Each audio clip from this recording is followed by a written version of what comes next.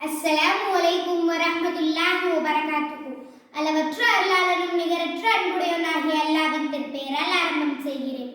இங்கு குடும்ப மகிழ்ச்சிக்கு பெரிதும் காரணமாக இருப்பது ஆண்களா பெண்களா என்று சிறப்பு பட்டிமன்றம் நடக்க உள்ளது. அதில் பெண்களே என்று நான் வாதாட வந்துள்ளேன். அன்பான நடுவர் அவர்களே, பெண்கள் சமூகத்தின் கண்கள்னு சொல்லுவாங்க.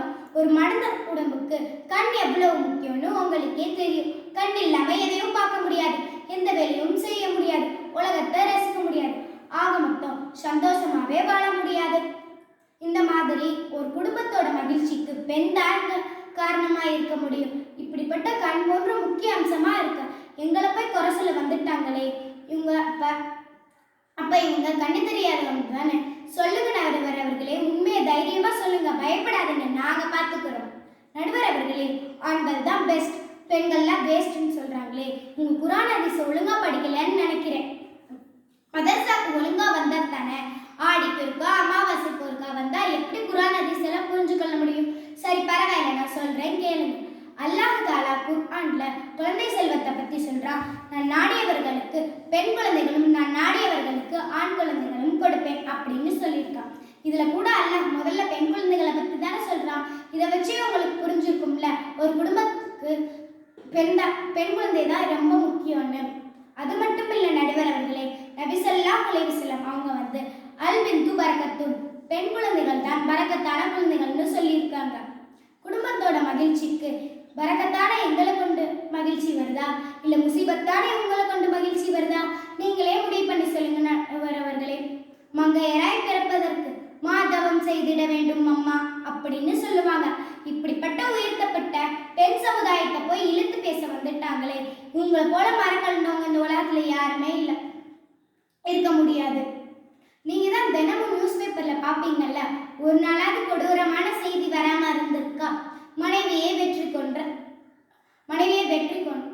கொண்ட கணவன், தூங்கிக் கொண்டிருந்த தாயை கல்லால் எரித்து கொண்ட மகன், சொத்தின் காரணத்தினால் தன் தம்பியை விரட்டி கொண்ட அண்ணன், கோபத்தினால் தன் குழந்தையை பெட்ரோலை ஊற்றி எரித்து கொண்ட தந்தை. இப்படி எவ்வளவு கொடூரமான செய்தி வருது.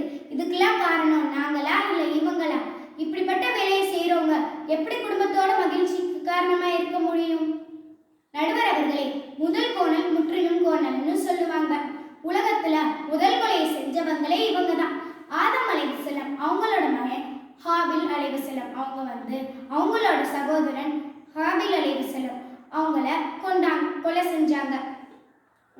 இப்படிப்பட்ட கொலை எல்லாத்தையும் இவங்க செஞ்சுட்டு எங்களை போய் தவறா பேச வந்துட்டாங்க பெருசா.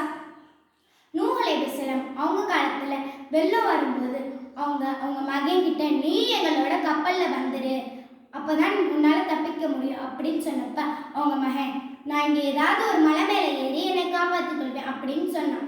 ஆனா எதிர்பாராத நேரமா அவன் அந்த வெள்ளத்துல மாட்டி இறந்துட்டான்.